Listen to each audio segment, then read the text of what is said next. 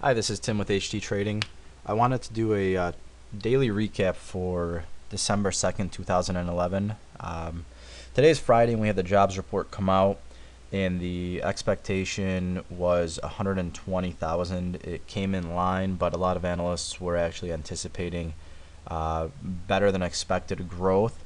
So, because of coming in line and the expectations being over that, the market didn't really like the figure too much, and we actually had a pretty big reaction to that number where we didn't really know if we wanted to go down or up in the market, but we ended up kind of selling off a little bit from those levels, and I want to go over the positions that I had. The first signal that I took was this high of day signal last night actually, and what I did was I took it early in anticipation of the break, which is something I don't like to do, but that was a mistake on my part, and I took a little bit of heat on that position, and because of making that error, I got out for 2 ticks of profit.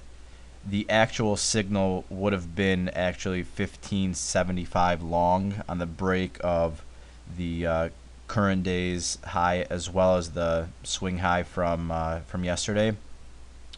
So that making that mistake on the entry, I ended up getting out for 2 ticks, which, as you see, the actual signal, if I would have taken it correctly, was a pretty significant move. The following trade is a 1-2-3 signal that I took for $30 profit right there. Usually the way that I like the setup of that trade is to have the low put in, have swing high put in, sell off, have inability of breaking the low that was put in first, and then basically you have an entry signal 1 tick above this swing high. These trades you don't want to take for 10, 15, 20 points. You want to try to take, let's say, 2 to 5 to 6 points max. You have to be reasonable with these targets. One error that I had yesterday was having too big of expectations on my positions, and I actually ended up getting stopped out for $5 profit over and over again. So today my goal was to secure that profit and end up ahead at the end of the day by adding the small profits together. Ended up working pretty well. The goal was to correct the issue from yesterday. So anyways, that entry was taken after my open window, which is right here, which I don't trade. Usually I don't like to be in a position until 9:45 or later. Second position was a seller failure trade.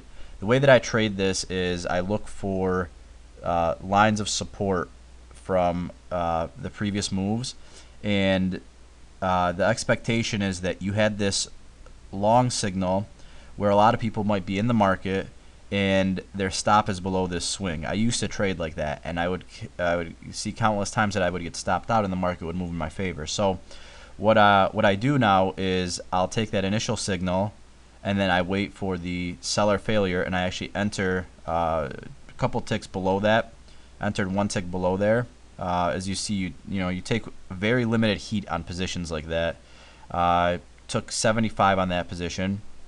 After that, we were failing to make new highs. Buyers were unable to push the market up to levels above basically the open at 9:30. So once we got to those levels, which was right here, when you start breaking swings by a tick and failing, that's I consider that buyer failure, and I ended up entering. I had a bad entry on that actually.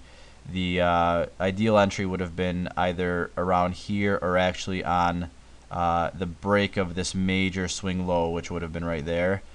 Because of the bad entry, I got out for 2 ticks profit, which was for $10. The following trade was a seller failure trade on the break of the swing right here. Entered, took 25 on that trade, and then I took another seller failure position, which was right here. The reason I liked that trade was because this is yesterday's high, this level, And what you're going to see is buyers pushing price above this high and sellers trying to push price below that high. With the retracement that we had from earlier this morning, that level looked like a pretty high probability area to take a long position. So I took that long position, got out for 25 on there, just to end the day at a even 175. And I was we're getting into the lunch hour now, so I didn't want to have the capital at risk. I usually end pretty early on Fridays. It's more of a light trading day. I use it to go over the week and the positions that I had, the mistakes that I've made, and I look to make improvements to the system and to take any positive and negative things that I got from this week and take it over and prepare for the following work week.